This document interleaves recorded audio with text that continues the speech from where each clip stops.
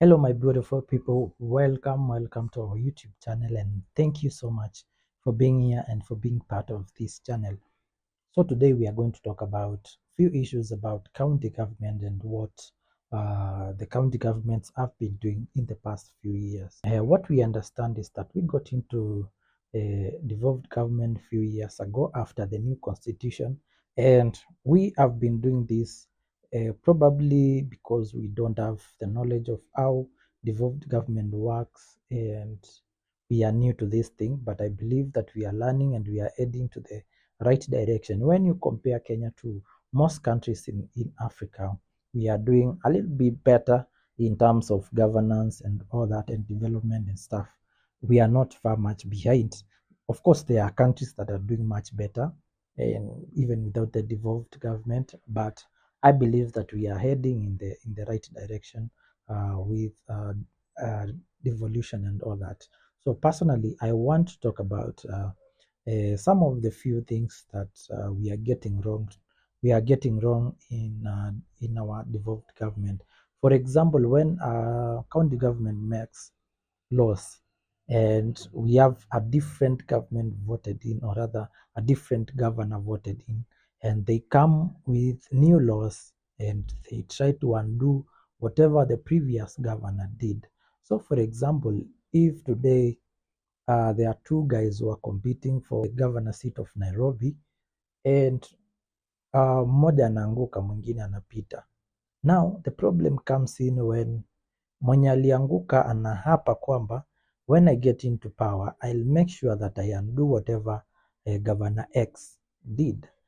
For example, there was an attempt to remove the matatus from the CBD to the Green Park bus station. And Sonko was fought hardly, and I believe that is one reason why Sonko was impeached, because most of these matatus belong to the MPs and the senators and all that. And the reason they impeached Sonko was because he was trying kushika mahali wanakulia. And knowing that Nairobi has been run by cartels for the longest time, there are so many people who benefit from the matatu business, because kama umewahi notice, ukipanda matatu ikiingia town, before you get to where you are light, somebody comes into the matatu and collects some money. Now, that is the people who run Nairobi. And I am not saying that Governor Songo was a saint. I'm just saying these people are very hard to fight, or rather to defeat, especially in the Nairobi CBD. But I believe that the national government should be in full support of whatever laws the governor makes. Currently, sorry, currently, Sakaja has been able to relocate all the hawkers from uptown to huko nyuma ya CBD, and personally I support that 100%. Me supporting that doesn't mean I am a supporter of Governor Sakaja. I know most people might misunderstand me. I am just stating facts. You know, in Kenya, most people they cannot take you being of a different opinion than them, and that is why people fight you so hard. For example, if today you say that whatever Sakaja did was a right move and it's working, it's making Nairobi much cleaner, because hautaniambia that I cannot walk in CBD because kuna mama anauza nyanya hapa, kuna mzee anauza nguo hapa, kuna mtu anauza phone cases, and you cannot even walk. Na to make the matters worse, if by mistake ukanyage kitu ya mtu anauza, they can even beat you. And sorry, they can even beat you, knowing that clearly wao ndo wako kwa footpath. And this has been going on for the longest time. It's okay for people to do business, but how do we do this business in the central business district? Because when you go to other countries that are developing, they are doing much better. If you go to Rwanda in terms of their laws and how they handle such, it's a very clean country. And for example, kama wewe ni mtu wa mayai, most of them wanauza, unapata mtu anauza kama machungwa, anauza fruits, but hana dustbin. What does that mean? Kama for example, mimi nakula nimenunua maembe kwako and I want to walk eating, where do I throw this after I'm done eating? So that hiyo pia ina contribute for our city not to be clean. So whatever Governor Sakaja did concerning the hawkers, that is commendable. And my request would be, if the national government can incorporate all these laws to become laws completely, whether it's Sakaja voted in 2027 or whether it's Babu Owino, because I have a feeling that Babu Owino might come in and aanze kusema unajua sasa hawa ni wamama wetu, my mother sold chang'aa to educate me, then he tells them now come back and sell whatever you want to sell. He will do that to make people happy. But how, as a country, are we going to grow and develop if our CBD looks like a sock? If that is the case, if they must sell, then personally I would suggest, why can't we move our capital city from Nairobi to Kisumu then? And then we allow them to sell whatever they want to sell in the CBD of Nairobi.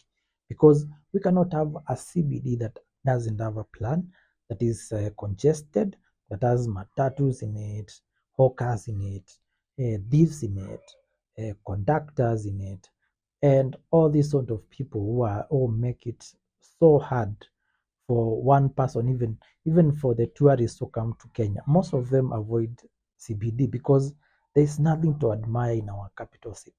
What if we left our CBD to be a clean place, a decent place where even tourists come and take photos of our CBD and look around?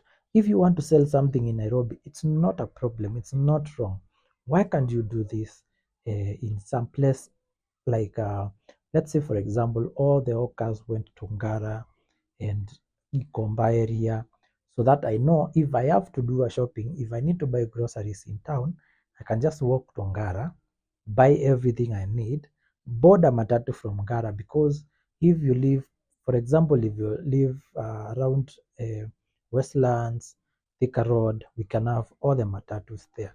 If you live around Mombasa Road, Hurlingham, Kilimani, we can have all the matatus at the Green Park bus station. Now, how many Kenyans are going to support this and be part of this? Because this is inevitable. For our city to grow, we need to do away with matatus. We need to do away with border borders. We need to do away with workers and street families. We need to do away with the street families. We cannot have kids running after you when you're walking around CBD. You know, most of these kids are not from homeless families. They come from home, they come to town, they beg, and in the evening they go back home. When Kibaki was voted in, he made sure that there was no single street child in any town in Kenya. And the government can approach this by building homes for the homeless and building schools for the homeless. So we can have a program that helps these people relocate from one. They must be relocated from Nairobi, because if you are homeless, what are you doing in Nairobi? Take them to, everyone has a route. So for example, let's say I'm a homeless Maasai. They can build a home in Kajiado and give these people work. For example, I've seen so many beggars who have both hands, both legs, both eyes, both ears, like they can walk. They're even healthier than me. So why not build this home somewhere in Kajiado and start farming, have a poultry farming there and have them work for their food. So when you sell this chicken, when you sell the eggs, you buy them food from there. So I think we need these programs so that we can go forward as a nation. And my point is, let's support the county government and the law.